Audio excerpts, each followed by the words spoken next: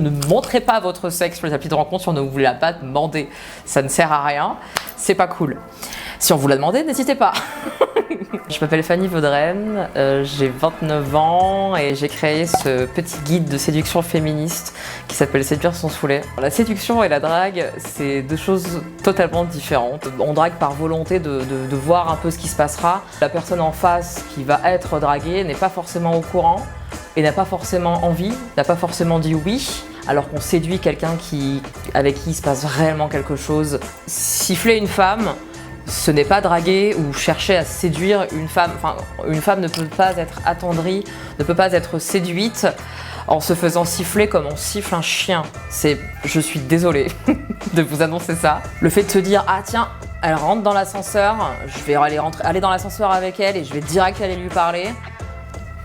No way, parce que c'est absolument atroce de se sentir totalement prise au piège par quelqu'un. On entend souvent des hommes comme des femmes dire non mais elle a dit non mais ça voulait dire oui, j'en étais sûre. Eh bien non. En fait quand on dit non, ça veut dire non. On en vient après à ne pas comprendre pourquoi on est accusé de viol ou d'agression sexuelle. Mais je pense que si les hommes entendaient un peu plus souvent le non réel et le fait que quand on cherche à repousser une personne, ça veut vraiment dire non, eh bien, le monde tournerait un peu mieux. Ne montrez pas votre sexe sur les applis de rencontre si on ne vous l'a pas demandé. Ça ne sert à rien, c'est pas cool. Si on vous l'a demandé, n'hésitez pas. En fait, tout l'intérêt du consentement, il fonctionne absolument tout le temps et il fonctionne aussi sur les applis de rencontre.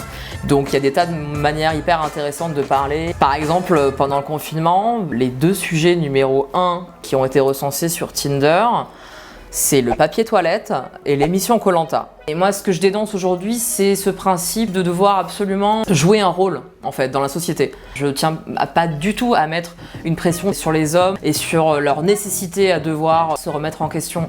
Je pense qu'ils sont un peu victimes de ce système-là, parce qu'encore une fois, la pop culture et l'imaginaire collectif a fait qu'on enseigne aux hommes à être un homme. Mais qu'est-ce qu'un homme ?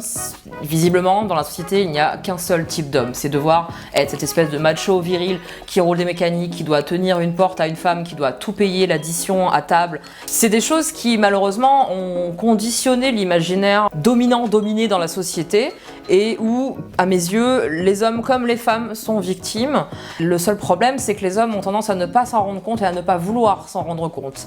Et c'est ça aujourd'hui que le féminisme dénonce, c'est de dire aux hommes « Eh oh, nous, on aimerait vachement être à votre hauteur, mais pour ça, il faudrait aussi que vous redescendiez un tout petit peu pour qu'on puisse être tous et toutes à la même échelle sur le plan social. »